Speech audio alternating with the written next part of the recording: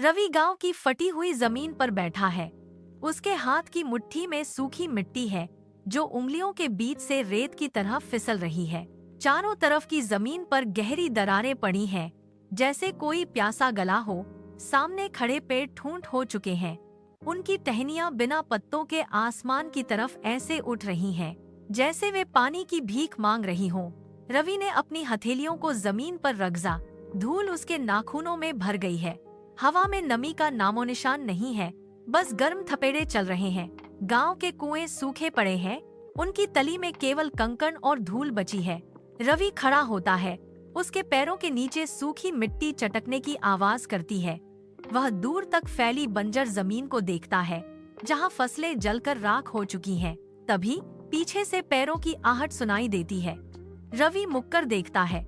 दादी धीरे धीरे उसके करीब आ रही हैं। उनके कदम जमीन पर पड़ते ही धूल का गुबार उठा रहे हैं। वे रवि के पास रुकती हैं। उनकी सांसें भारी हैं।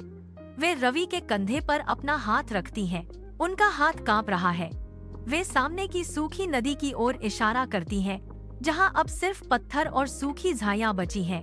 दादी की उंगलियां रवि के कंधे को दबाती हैं। वे अपना दूसरा हाथ उठाकर सामने की बंजर घाटी की ओर इशारा करती हैं। उनकी आवाज धीमी है, लेकिन उसमें एक पुरानी गूंज है। वे कहती हैं, बहुत साल पहले यहाँ एक जादुई जलधारा बहती थी। उसका पानी पत्थरों के बीच से संगीत की तरह निकलता था। रवि उनकी ओर देखता है। दादी की आंखों में एक धुंधली चमक है। वे बताती हैं कि कैसे वह धारा पहासों के पीछे से आती थी और पूरे गांव को हरा भरा रखती थी। रवि अपने चारों ओर देखता है। जहां दादी इशारा कर रही हैं, वहां अब केवल धूल और सूखे पत्थरों का ढेर है। दादी आगे कहती हैं, वह जलधारा खो गई है, लेकिन उसकी शक्ति कहीं गई नहीं है। रवि के चेहरे पर जमी धूल की परत के नीचे उसकी आंखें चमकने लगती हैं।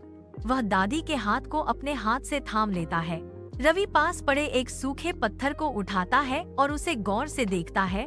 वह दादी की ओर मुड़ता है और पूछता है कि वह रास्ता कहाँ जाता है। दादी धीरे से अपना सिर हिलाती हैं और दूर के घने जंगल की ओर इशारा करती हैं।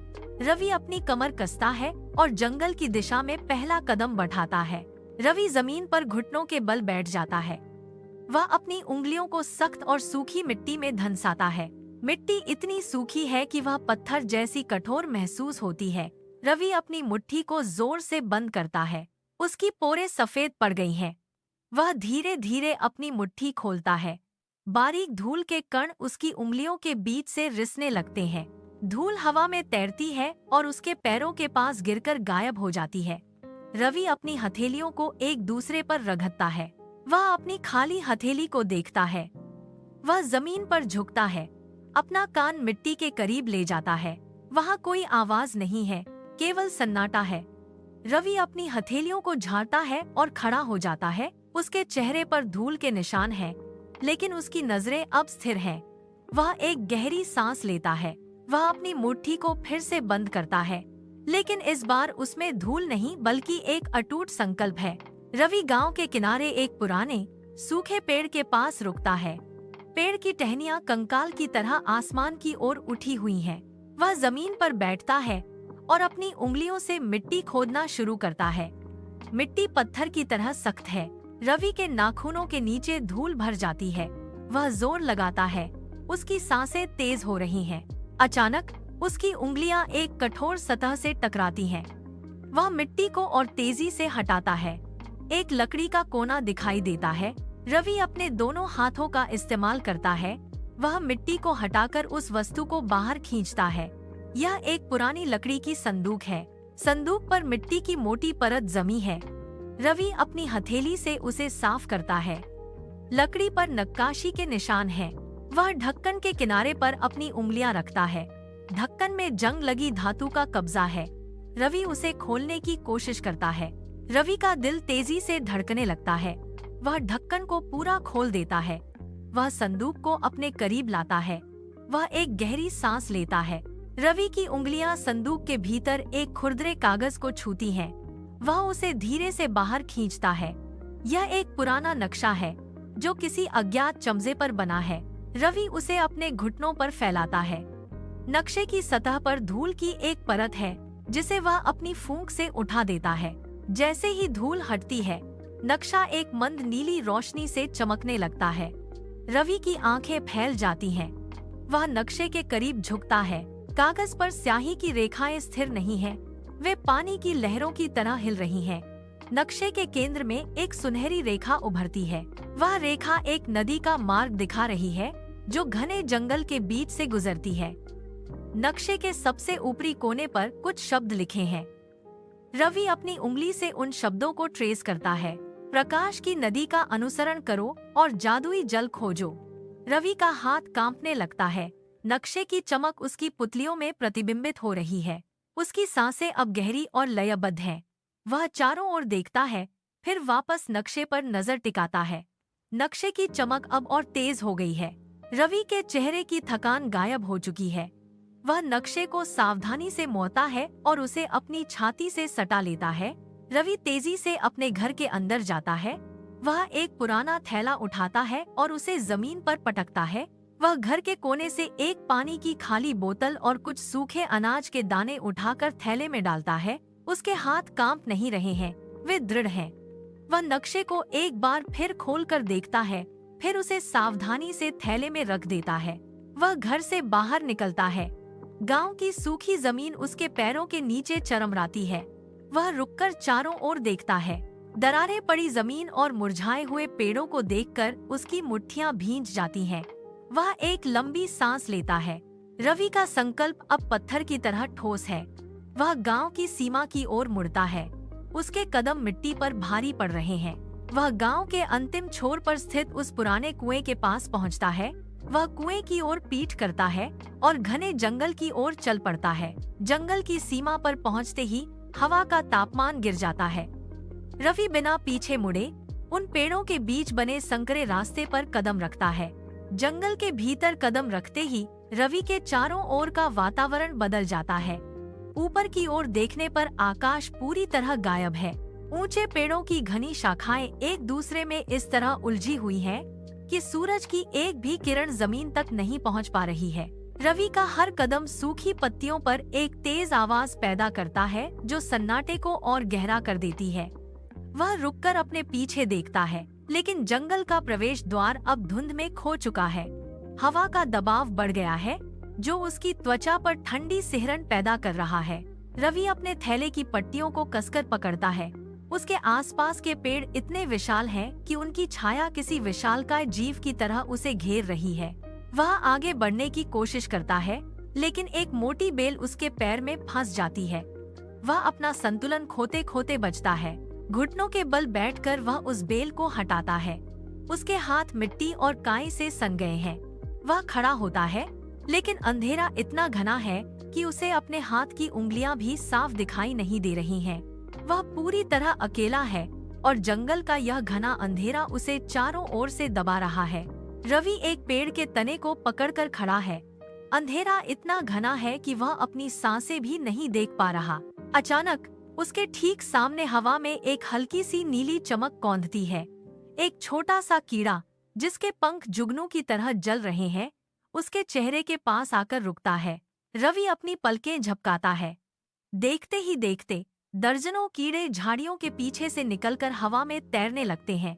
वे एक कतार में आगे की ओर बढ़ते हैं, जैसे कोई अदृश्य मशाल रास्ता दिखा रही हो। रवि का हाथ कांपना बंद कर देता है। वह उन चमकते कीड़ों का पीछा करता है।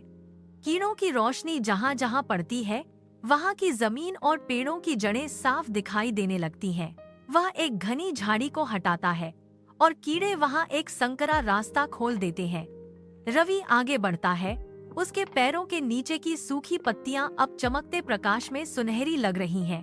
कीड़े उसके सिर के ऊपर मंडराते हुए उसे जंगल के गहरे हिस्से की ओर ले जा रहे हैं। वह एक पुरानी चट्टान के पास पहुंचता है, जहां कीड़े एक घेरा बनाकर रुक जाते हैं। प्रकाश अब इतना तेज है कि रवि को अपने सामने का रास्ता स्पष्ट दिखाई दे रहा है। वह एक गहरी सांस लेता है और कीड़ों के पीछे पीछे आगे की ओर कदम बढ़ाता है। कीड़े एक विशाल बरगद के पेड़ के चारों ओर एक घेरा बनाकर स्थिर हो जाते हैं। अचानक उनकी रोशनी मंद पड़ जाती है और जंगल का सन्नाटा एक भारी कंपन में बदल जाता है। रवि रुक जाता है। उसके कान फड़फड़ाते हैं। हवा में एक गूंजती हुई आवाज सुनाई देती है, जैसे कोई पत्तों के बीच से फुसफुसा रहा हो। वह आवाज कहती है, केवल दयालु हृदय ही पानी पा सकते हैं। रवि अपना सिर चारों ओर घुमाता है, लेकिन वहाँ कोई नहीं है।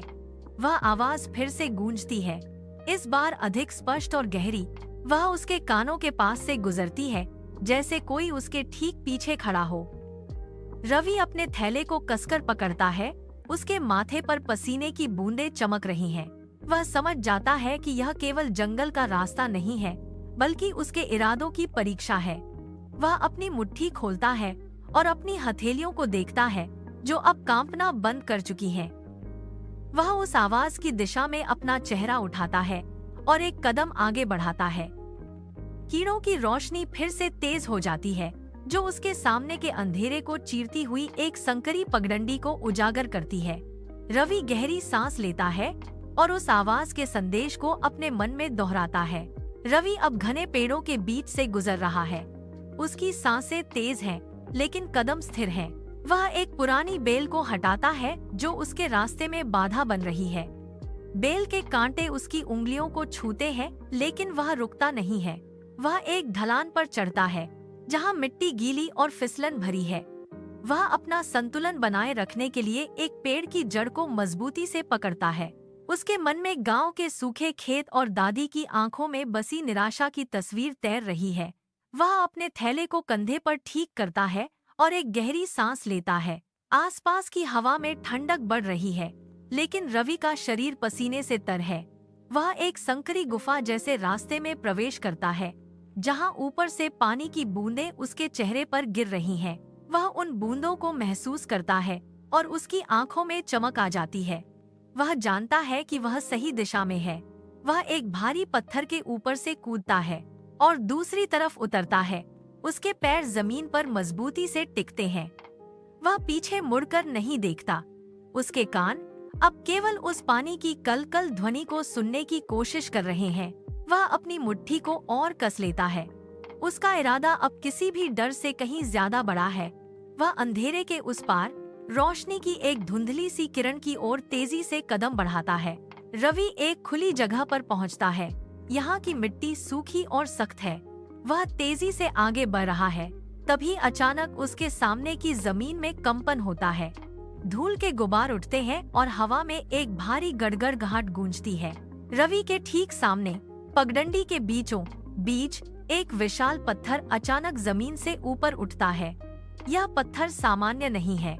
इसकी सतह से नीली और सुनहरी रोशनी की नसें बाहर की ओर फैल रही हैं, जो आसपास के अंधेरे को एक अजीब सी चमक से भर देती हैं। रवि के कदम ठिठक जाते हैं। वह अपनी गति को नियंत्रित करने के लिए अपने जूते जमीन में रगजता है। पत्थर की ऊंचाई रवि के कद से कई गुना अधिक है। रवि अपना हाथ पत्थर की सतह पर रखने के लिए आगे बताता है, लेकिन जैसे ही उसकी उंगलियां पत्थर के करीब पहुंचती हैं, एक तेज झनझनाहट उसके पूरे शरीर में दौड़ जाती है। वह अपना हाथ झटके से पीछे खींच लेता है। पत्थर की सतह पर बनी दरारें अब और अधिक चमकने लगी हैं।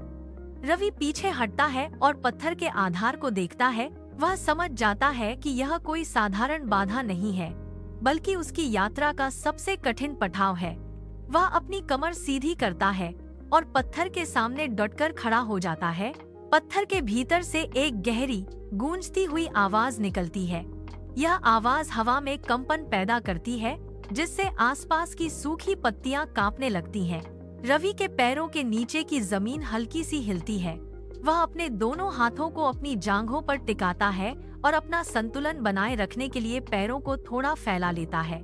पत्थर की सतह पर दौड़ती नीली नसें अब और अधिक तेजी से चमकने लगती हैं, जिससे रवि की आंखों पर एक तीखी रोशनी पड़ती है। वह अपनी पलकें झपकाता है और पत्थर की ओर एकटक देखता है। पत्थर की भारी आवाज दोबारा गूंजती है, जो किसी बंद गुफा की प्रतिध्वनि जैसी सुनाई देती है। वह आवाज रवि के कानों में सीधे प्रवेश करती है। मैं तुम्हें क्यों जाने दूं? इस सवाल के साथ ही आसपास का तापमान अचानक गिर जाता है। रवि के मुंह से निकलने वाली सांसें भाप बनकर हवा में घुलने लगती हैं। वह अपने थैले की पट्टियों को मजबूती से पकड़ता है। पत्थर का विशाल आकार अब रवि के ऊपर एक साए की तरह मंडरा रहा है। वह अपना सिर थोड़ा ऊपर उठाता है और पत्थर के केंद्र की ओर देखता है, जहाँ से आवाज आ रही है। हवा पूरी तरह से थम गई है, जैसे प्रकृति भी इस जवाब का इंतजार कर रही हो। रवि के चेहरे पर पसीने की एक बूंद धीरे से नीचे की ओर लुढ़कती है। वह अपनी मांसपेशियों को तनाव मुक्त करने की कोशिश करता है, लेकिन पत्थर की उपस्थिति उसे एक पल के लिए भी हिलने नहीं देती। वह पत्थर के सामने पूरी तरह से स्थिर खड़ा है, जैसे कोई मूर्ति। रवि ने अपनी मुट्ठियों को और अधिक कस लिया। उसने पत्थर की चमकती सतह की ओर देखा, जहां नीली रोशनी अब एक स्थिर धड़कन की तरह जल बुझ रही थी। रवि ने एक गहरी सांस ली। उसकी छाती का उभार स्पष्ट था। उसने अपना सिर थोड़ा और ऊपर उठाया, सीधे पत्थर के केंद्र की ओर देखते हुए। उसकी आवाज में कोई कंपन नहीं था, बल्कि एक ठोस दृढ़ता थी। रवि ने स्पष्ट शब्दों में कहा, मेरा पूरा गांव प्यासा है, मुझे उन्हें बचाना है। उसके शब्द हवा में गूंज गए। पत्थर की सतह पर दौड़ती रोशनी अचानक रुक गई, जैसे वह रवि के इरादों को तौल रही हो। रवि का शरीर अभी भी पत्थर के सामने एक छोटी सी आकृति जैसा था, लेकिन उसके खड़े होने के तरीके में अब कोई हिचकिचाहट नहीं थी। पत्थर की भारी आवाज ने फिर से कोई प्रतिध्वनि नहीं की, बल्कि एक गहरा सन्नाटा छा गया। रवि के सामने का तापमान फिर से सामान्य होने लगा, लेकिन पत्थर की सतह से निकलने वाली गर्मी अब रवि के चेहरे पर महसूस हो रही थी। उसने अपने पैरों को जमीन में और मजबूती से गाड़ लिया। वह अपनी जगह से 1 इंच भी पीछे नहीं हटा। पत्थर की विशालता रवि के सामने अब एक चुनौती की तरह थी। रवि की आंखों में एक चमक थी, जो अंधेरे जंगल में जलते कीड़ों से भी अधिक तीव्र थी। पत्थर के भीतर से एक धीमी सरसराहट सुनाई दी, जैसे कोई भारी तंत्र अंदर से सक्रिय हो रहा हो। रवि ने अपनी सांसें रोक लीं और पत्थर के हिलने का इंतजार किया। पत्थर के भीतर से आती सरसराहट अब एक गहरी गड़गड़ाहट में बदल गई। जमीन रवि के पैरों के नीचे फिर से कांपने लगी, लेकिन यह बार डराने वाली नहीं, बल्कि कुछ टूटने की आवाज थी। पत्थर की सतह पर जमी नीली रोशनी तेजी से ऊपर की ओर दौड़ी और चरम पर जाकर फीकी पड़ गई। एक भारी, कर्कश आवाज के साथ पत्थर हिला। उसके आधार और सूखी मिट्टी के बीच घर्षण शुरू हुआ। चट्टान के खिसकने से एक तीखी आवाज गूंजी, जैसे 2 पहाड़ आपस में रगड़ खा रहे हों। रवि ने अपने पैरों को पीछे खींचा, क्योंकि पत्थर धीरे धीरे दाईं ओर सरकने लगा। पत्थर के नीचे से सूखी मिट्टी और छोटे पत्थर बाहर निकलकर धूल का एक गाढ़ा बादल बना रहे हैं। वह धूल रवि के चेहरे और कपड़ों पर जमने लगी, लेकिन उसने अपनी नजरें उस खुलते हुए अंतराल से नहीं हटाईं। पत्थर का वजन इतना अधिक था कि वह मिलीमीटर करके आगे बढ़ रहा था।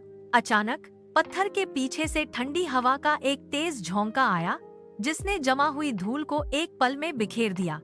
रवि ने अपनी आंखें मूंद लीं और सिर झुका लिया। रवि ने धीरे से आंखें खोलीं। उसके सामने अब वह विशाल पत्थर नहीं था, वह पूरी तरह से एक तरफ खिसक चुका था और उसके पीछे एक अंधेरा, संकरा रास्ता खुल गया था। रवि ने उस संकरे रास्ते में कदम रखा। उसके पैरों के नीचे की जमीन अब सूखी नहीं, बल्कि नम और कोमल थी। दीवारों से पानी की बूंदें रिस रही थीं, जो अंधेरे में छोटे सितारों की तरह चमक रही थीं। वह आगे बढ़ा तो रास्ता अचानक एक विशाल गुफा में खुल गया। रवि रुक गया, उसकी सांसें थम गईं। उसके सामने एक झरना था, जो किसी चट्टान से नहीं, बल्कि हवा में तैर रहा था। नीले और सुनहरे रंग की जलधाराएं गुरुत्वाकर्षण को चुनौती देती हुई ऊपर नीचे गति कर रही थीं। पानी की बूंदें हवा में बिखरती और फिर से एक साथ जुट जाती, जैसे कोई जीवित प्रकाश हो। गुफा की छत से रोशनी का एक पुंज सीधे उस तैरते हुए झरने पर गिर रहा था। रवि ने अपना हाथ आगे बढ़ाया, लेकिन उसे छूने की हिम्मत नहीं हुई। पानी से एक मधुर झंकार निकल रही थी, जो गुफा की दीवारों से टकराकर चारों ओर गूंज रही थी। झरने के चारों ओर की हवा में एक अजीब सी गर्माहट थी, जो रवि की त्वचा पर किसी रेशम की तरह महसूस हो रही थी। वह पानी की हर लहर को देख रहा था, जो नीले और सुनहरे रंगों के मेल से एक अद्भुत दृश्य बना रही थी। यह झरना किसी साधारण जल स्रोत जैसा नहीं था। रवि ने एक कदम और आगे बढ़ाया। उसकी परछाई झरने के प्रकाश में नाचने लगी। यहाँ समय जैसे ठहर गया था, रवि ने उस तैरते हुए झरने के करीब जाने के लिए एक और कदम बढ़ाया। तभी गुफा की हवा में एक भारी कंपन महसूस हुआ। वह दिव्य झरना अचानक अपनी गति धीमी कर गया और नीली रोशनी का प्रवाह एक बिंदु पर सिमटने लगा। तभी बिना किसी स्रोत के एक गंभीर और गूंजती हुई आवाज पूरे स्थान में फैल गई। आवाज ने कहा, यह पानी केवल उन्हें जीवन देता है जो इसे बांटने का साहस रखते हैं। रवि के कान उस आवाज की गूंज से भर गए। उसने अपनी बोतल को कसकर पकड़ा। आवाज का हर शब्द हवा में तैरते पानी की बूंदों को और अधिक चमका रहा था। रवि ने अपने सामने मौजूद उस अनंत जलधारा को देखा। उसके मन में एक विचार कौंधा कि यदि वह सारा पानी ले जाए तो उसका गांव पूरी तरह से सुरक्षित हो जाएगा। लेकिन वह आवाज अभी भी गूंज रही थी, जैसे उसकी नीयत की परीक्षा ले रही हो। रवि ने अपनी बोतल का ढक्कन खोला। उसके हाथ कांप रहे थे। उसे समझ आ गया कि यहाँ से पानी ले जाना केवल एक भौतिक कार्य नहीं, बल्कि एक नैतिक निर्णय है।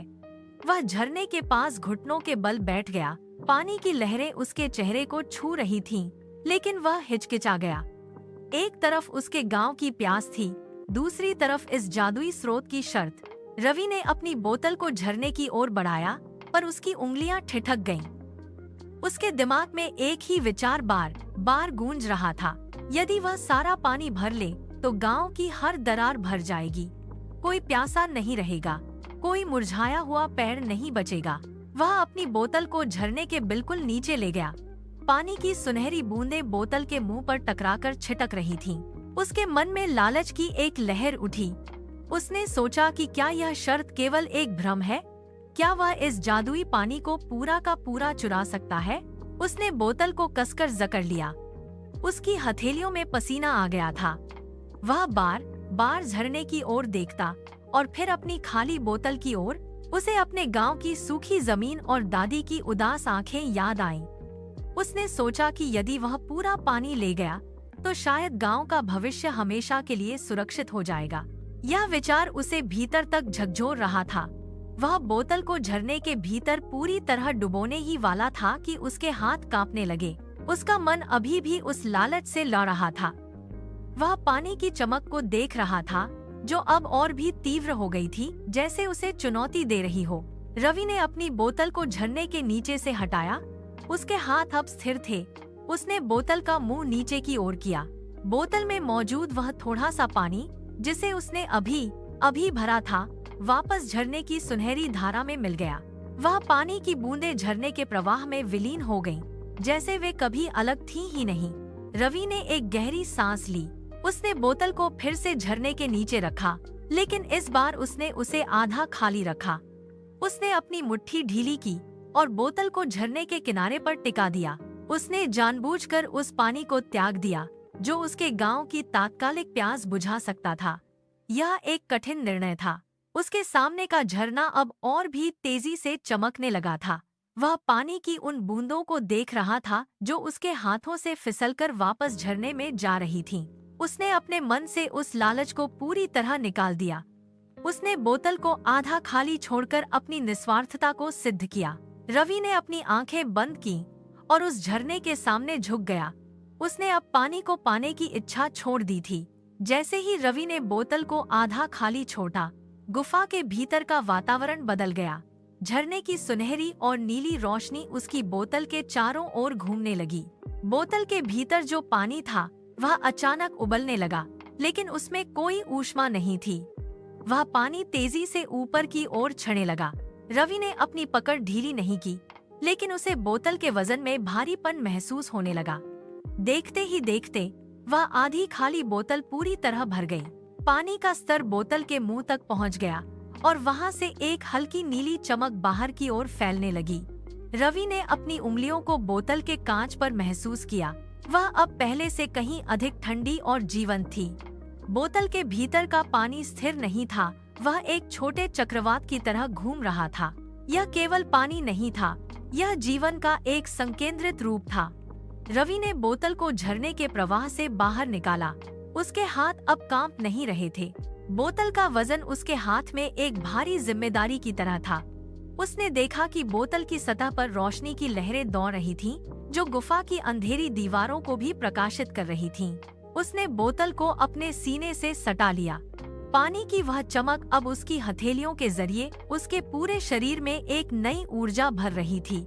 रवि ने गुफा के मुहाने की ओर कदम बढ़ाए। उसके पैरों की आहट गुफा की दीवारों से टकराकर गूंज रही थी। उसने बोतल को अपने दोनों हाथों से मजबूती से जकड़ रखा था। वह गुफा से बाहर निकला और सीधे घने जंगल की ओर दौड़ पड़ा। उसके पैर सूखी मिट्टी और गिरे हुए पत्तों पर तेजी से पड़ रहे थे। जंगल के ऊंचे पेड़ उसके रास्ते में बाधा डाल रहे थे, लेकिन वह रुकने वाला नहीं था। उसकी सांसें तेज हो रही थीं, सीने में धड़कनें बढ़ गई थीं। उसे पता था कि हर एक सेकंड उसके गांव के लिए कीमती है। वह झाड़ियों को चीरता हुआ आगे बढ़ता रहा। उसके चेहरे पर पसीने की बूंदें चमक रही थीं, लेकिन उसकी नजरें सामने के रास्ते पर टिकी थीं। उसने एक ऊंचे टीले को छलांग लगाकर पार किया। उसके हाथ में मौजूद बोतल से नीली रोशनी निकलकर उसके आसपास के अंधेरे को काट रही थी। वह दौड़ रहा था। उसके कदम अब और भी तेज हो गए थे। जंगल के कांटेदार रास्ते उसके पैरों को छील रहे थे, पर वह दर्द को महसूस नहीं कर पा रहा था। सामने की ओर दूर तक फैला हुआ मैदान दिखाई दे रहा था, जहां उसका गांव स्थित था। वह उस दिशा में पूरी गति से भागता रहा। रवि गांव की सीमा पर पहुंचते ही लड़खड़ाया। उसके पैर धूल भरी जमीन पर घिसटते हुए रुके। सामने उसका गांव था, जहां की मिट्टी पत्थर की तरह सख्त हो चुकी थी। उसने अपनी बोतल को ऊपर उठाया। उसकी नीली चमक गांव की उदास गलियों में एक अजीब सी रोशनी बिखेर रही थी। गांव के लोग अपने घरों से बाहर निकल आए। उन्होंने रवि को हाँफते हुए और उसके हाथ में चमकती बोतल को देखा। किसी ने एक शब्द नहीं कहा। सबने अपनी सांसें रोक लीं। बुजुर्ग और बच्चे सब एक घेरा बनाकर खड़े हो गए। रवि ने बोतल का ढक्कन खोला। ठंडी हवा का एक झोंका उसके चेहरे से टकराया। उसने अपना हाथ ऊपर उठाया और बोतल को धीरे धीरे झुकाया। पानी की पहली बूंद सूखी, फटी हुई जमीन पर गिरी। वह बूंद मिट्टी में समाने के बजाय एक छोटी सी चमक के साथ फैल गई। रवि ने अपनी पूरी ताकत से बोतल को उल्टा कर दिया। पानी की धार सूखी जमीन पर गिरते ही एक हल्की गूंज पैदा करने लगी। पानी की आखिरी बूंद मिट्टी में समाते ही जमीन के भीतर से एक गहरी गूंज सुनाई दी। सूखी मिट्टी की दरारें अचानक कांपने लगीं। रवि ने पीछे की ओर कदम बढ़ाए। देखते ही देखते जमीन की कठोर परतें ऊपर की ओर उठने लगीं। मिट्टी का रंग गहरा भूरा होने लगा और नमी की एक सौंधी महक हवा में फैल गई। रवि की नजरों के सामने धूल भरी जमीन से नन्ही हरी कौंपलें फूटने लगीं। वे घास की पत्तियां किसी अदृश्य बल के साथ तेजी से ऊपर की ओर बढ़ने लगीं। पलक झपकते ही वह सूखी बंजर जमीन मखमली घास के कालीन में बदल गई। पास खड़े मुरझाए पेड़ों की टहनियां भी इस बदलाव से अछूती नहीं रहीं। सूखी हुई लखाई जैसी शाखाओं में अचानक जान आ गई। भूरी और बेजान टहनियों के बीच से छोटे छोटे हरे पत्ते बाहर निकलने लगे। वे पत्ते तेजी से फैल रहे थे, मानो किसी ने समय की गति को बढ़ा दिया हो। रवि ने देखा कि जो जमीन कुछ क्षण पहले तक राख जैसी सूखी थी, अब वहाँ जीवन की हलचल साफ दिखाई दे रही थी। हवा में नमी बढ़ गई। रवि ने अपने हाथों को जमीन पर रखा। उसे मिट्टी की ठंडक और घास की कोमलता महसूस हो रही थी। पूरा वातावरण एक पल में बदल चुका था। घास और पेड़ों के खिलने के बाद रवि की नजरें गांव के बीच से गुजरती उस सूखी नदी की ओर मुझीं। नदी का तल वर्षों से पत्थरों और धूल से भरा पड़ा था। रवि ने देखा कि जादुई पानी की एक पतली धारा अब उस सूखी जमीन को चीरते हुए आगे बढ़ रही थी। जैसे ही पानी के किनारे पत्थरों से टकराए, वे पत्थर गहरे काले रंग के हो गए। पानी का बहाव तेज होता गया। सूखी मिट्टी ने पानी को सोखने के बजाय उसे आगे की ओर धकेलना शुरू कर दिया। नदी के तल में मौजूद दरारें पानी के दबाव से भर गईं। पानी की कल करती आवाज गांव की खामोशी को तोड़ रही थी। रवि नदी के किनारे दौड़ने लगा। उसके पीछे पानी का एक वेग बढ़ता जा रहा था। नदी के किनारे जमे हुए सूखे कचरे और धूल के कण पानी के साथ बहने लगे। जलधारा अब एक छोटी नदी का रूप ले रही थी। पानी का स्तर तेजी से ऊपर उठने लगा, जिससे नदी के दोनों किनारों पर नमी फैल गई। गांव के पुराने कुएं, जो दशकों से खाली पड़े थे, अचानक पानी की बूंद से भर उठे। कुओं के भीतर पानी का स्तर ऊपर की ओर चढ़ने लगा। रवि ने देखा कि नदी का पानी अब गांव की सीमाओं को पार कर रहा था। जमीन की गहराई से पानी का रिसाव होने लगा, जिससे पूरी धरती तृप्त हो गई। नदी के बहाव ने गांव के उस हिस्से को भी छू लिया जहां पानी कभी नहीं पहुंचता था। सूखी नदी अब एक बहती हुई जीवन रेखा बन चुकी थी। रवि नदी के किनारे रुक गया। उसकी सांसें तेज थीं और वह इस बहते हुए जल को देखकर मुस्कुरा दिया। नदी के बहते पानी को देखकर गांव के लोग अपने घरों से बाहर निकल आए। वे विश्वास नहीं कर पा रहे थे कि सूखी जमीन पर फिर से लहरें उठ रही हैं। लोग दौड़ते हुए नदी के तट पर जमा हो गए। कुछ बुजुर्गों ने अपने हाथों में पानी लिया और उसे अपने चेहरे पर छिड़का।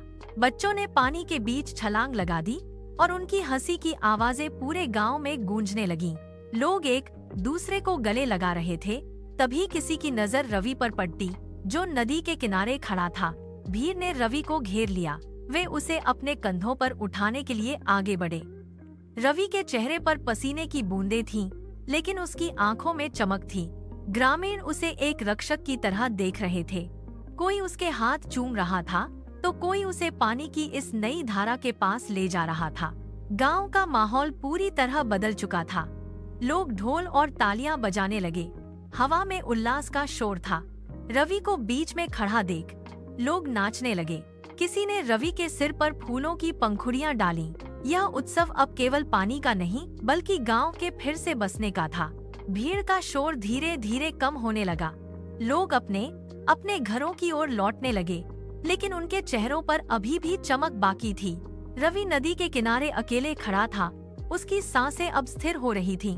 तभी उसे अपने पीछे किसी के कदमों की आहट सुनाई दी। उसने मुड़कर देखा। दादी धीरे धीरे उसकी ओर बढ़ रही थीं। उनके चेहरे पर गहरी शांति थी। दादी रवि के पास आकर रुक गईं।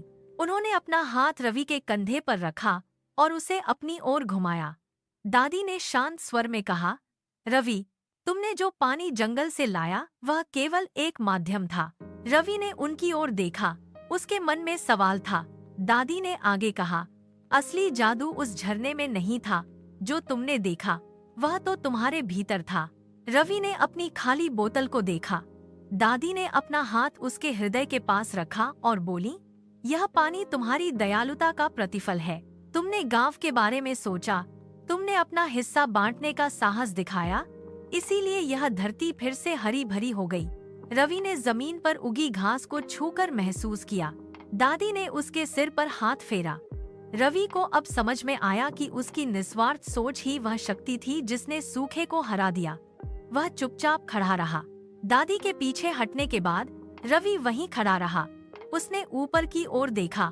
नीले आसमान के कोनों से गहरे धूसर बादल धीरे धीरे खिसकते हुए केंद्र की ओर आने लगे। वे बादल सामान्य नहीं थे। उनकी परतों में एक अजीब सी भारीपन और चमक थी। रवि ने अपनी हथेलियों को ऊपर की ओर फैलाया। हवा की गति अचानक थम गई। चारों ओर के सूखे पेड़ जो अभी तक बेजान खड़े थे, अब हवा के एक हल्के झोंके के साथ धीरे धीरे हिलने लगे। बादलों का रंग गहरा काला होता गया। गांव के ऊपर का पूरा आकाश अब बादलों से ढक चुका था। यह कोई सामान्य मौसम का बदलाव नहीं था, बल्कि धरती की वह प्रतिक्रिया थी जिसका इंतजार सदियों से था। रवि ने महसूस किया कि उसके आसपास की मिट्टी में नमी बढ़ रही है। बादलों के बीच से बिजली की एक हल्की लकीर कौंधी, लेकिन कोई शोर नहीं हुआ। सब कुछ शांत था, मानो पूरी कायनात रवि के उस निर्णय को देख रही हो। बादलों का घनत्व बढ़ता गया। वे रवि के ठीक ऊपर आकर ठहर गए। रवि ने अपनी आंखें बंद की और गहरी सांस ली। उसे अपने चारों ओर एक अजीब सी गूंज सुनाई दी, जैसे प्रकृति खुद उसे धन्यवाद दे रही हो। बादलों का घेरा अब इतना घना हो चुका था कि सूरज की रोशनी पूरी तरह ओझल हो गई। रवि ने अपना सिर ऊपर उठाया। वह बादलों की उस विशालता को देख रहा था। आसमान में अब कोई हलचल नहीं थी। बादल पूरी तरह स्थिर हो चुके थे, जैसे वे किसी संकेत का इंतजार कर रहे हों। रवि ने अपनी आंखें खोलीं। उसके चारों ओर की हवा में एक भारीपन था, जो मिट्टी की सौंधी खुशबू से भर गया था। अचानक एक ठंडी बूंद उसके माथे पर गिरी। रवि ने अपना हाथ ऊपर उठाया। उसकी उंगलियों के पोरों पर दूसरी बूंद आकर ठहरी। वह बूंद पारदर्शी थी, जो बादलों की गहराई से निकलकर सीधे रवि के पास पहुंची थी। रवि ने अपना सिर थोड़ा पीछे झुकाया। एक के बाद एक कई बूंदें उसके गालों और पलकों पर गिरने लगीं। उसने अपनी आंखें बंद कर लीं। उन बूंदों का स्पर्श उसके चेहरे पर एक शीतल राहत बनकर फैल गया। रवि ने अपने होंठों पर एक हल्की सी मुस्कान महसूस की। यह वह क्षण था जिसका उसने और पूरे गांव ने वर्षों से इंतजार किया था। उसके चेहरे पर पानी की लकीरें धीरे धीरे नीचे की ओर बहने लगीं। उसने अपने हाथों को फैलाया और बारिश की तीव्रता को महसूस किया। अब बूंदें तेजी से गिरने लगी थीं, जो सूखी जमीन पर गिरते ही एक लयबद्ध ध्वनि पैदा कर रही थीं। रवि ने गहरी सांस ली। वह अब पूरी तरह शांत था। बारिश की गति बढ़ गई। सूखी मिट्टी ने पानी को सोखना शुरू किया, जिससे उसका रंग गहरा भूरा हो गया। रवि ने अपनी आंखें खोलीं और चारों ओर देखा। सूखी जमीन की दरारें पानी से भर गईं। देखते ही देखते मिट्टी के भीतर से छोटे छोटे हरे अंकुर ऊपर की ओर बढ़ने लगे। वे अंकुर तेजी से फैल रहे थे। रवि धीरे धीरे चलने लगा। उसके पैरों के नीचे की सूखी घास अब नरम और हरी हो गई थी। गांव के लोग अपने घरों से बाहर निकल आए। उन्होंने अपने हाथों में बारिश का पानी लिया और मुस्कुराए। रवि ने एक विशाल वृक्ष के पास रुककर अपनी हथेलियों को तने पर रखा। उसे महसूस हुआ कि पेड़ के भीतर फिर से रस का संचार हो रहा है। वह आगे बढ़ा और गांव के मुख्य द्वार पर खड़ा हो गया। वहां से उसने देखा कि पूरा गांव अब हरियाली की चादर में लिपटा हुआ है। रवि ने एक गहरी सांस ली और क्षितिज की ओर देखा। सूरज बादलों के पीछे से अपनी सुनहरी किरणें बिखेर रहा था। रवि ने कदम आगे बढ़ाया और उस नई सुबह की ओर चल पड़ा, जहां हरियाली और खुशहाली उसका इंतजार कर रही थी।